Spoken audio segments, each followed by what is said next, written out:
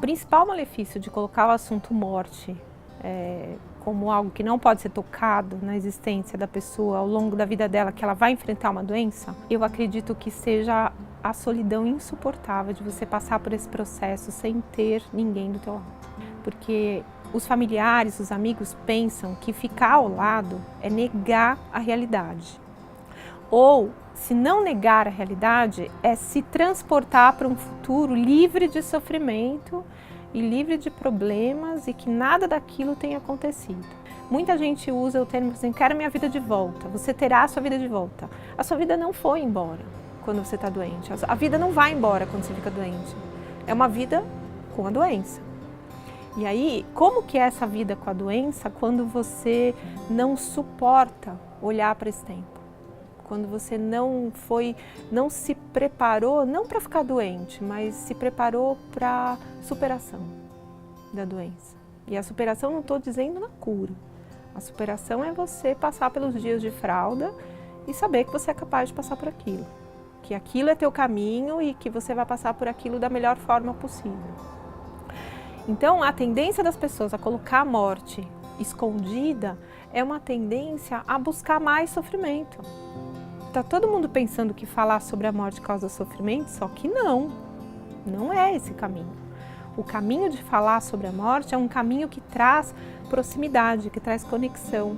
Porque quando você quer falar sobre a tua morte com alguém da tua família, porque você está doente, e essa pessoa aguentar firme a conversa, você vai saber que com ela você pode contar. Na saúde e na doença, na alegria e na tristeza.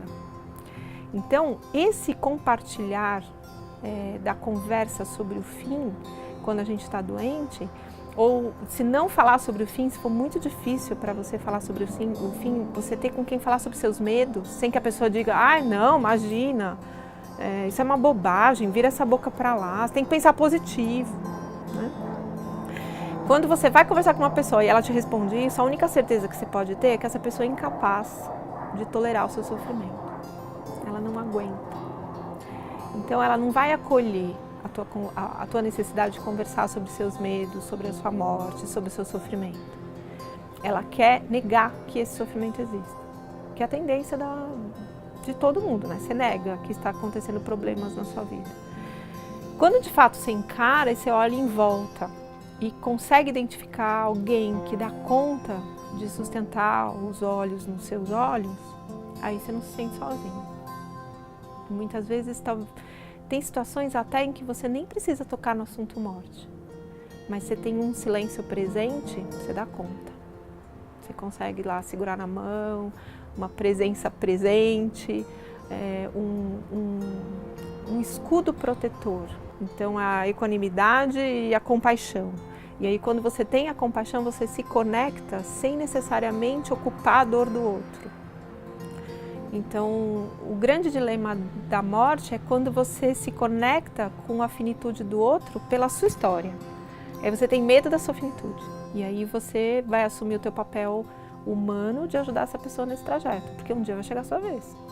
Então, a dificuldade das pessoas de lidar com gente que está com uma doença grave, que ameaça a continuidade da vida, é olhar para aquela pessoa e tomar consciência de que a sua vez vai chegar. Você pode ter terceirizado a sua vida inteira, mas na hora de morrer vai ser você. Ninguém vai ocupar teu lugar, você vai ser protagonista da sua vida pelo menos no tempo de adoecer e morrer. Atualmente eu penso que o caminho mais leve para você entrar nesse assunto é a arte. Você convidar todo mundo para ver um filme. Gente, vamos fazer um programa diferente hoje, vamos ver um filme. E aí você vai ver Pra Sempre Alice, você vai ver Mar Adentro, você vai ver Invasões Bárbaras. Você pode ver, se achar que a coisa pode frutificar mais, você pega um documentário, a partida final. E aí o povo vai ficar mudo, num primeiro momento, fala assim, que é isso? O que está acontecendo aqui? E aí quem teve a ideia do filme lança a semente. Fala, e aí? A gente precisa falar sobre isso. Somos uma família. A gente precisa se proteger do sofrimento que nos aguarda em algum momento da vida. Porque vai ser lindo se a gente ficar bem velhinho e dormir, né, tomar banho, jantar, nessa ordem, né? Banho, janta e vida eterna. Vai maravilhoso, mas A grande maioria das pessoas não vai ter esse sonho realizado. E eu não sei nem se é um sonho bom, porque quando você passa pelo processo de doença, que você tem consciência, né, quando a gente fala da morte anunciada, você tem consciência da possibilidade da tua morte, você traz à tona essa lucidez de ter relações verdadeiras. Então você para de fingir, você para de construir uma imagem idealizada a seu respeito. É você com a sua doença, pálida, inchada, amarela, emagrecida, careca, mas teus olhos mostram o teu ser, que é a essência mesmo, que não está morrendo, né? Que vai durar para sempre. Enquanto alguém lembrar de você, você está vivo. Então, eu penso que o caminho de conversa mais leve atualmente é pela arte. E o outro caminho é aquele velho jogo de assim, nossa, tem a mãe de uma amiga minha que está passando por um processo agora tão difícil, então que ela está doente e ela não quer fazer tratamento e aí a família está pressionando. O que vocês acham disso? Né? Vocês me pressionariam para fazer algum tratamento se um dia eu ficasse doente? Esse caminho da mãe da minha amiga é ótimo. Ele rende bastante uma conversa no almoço de domingo.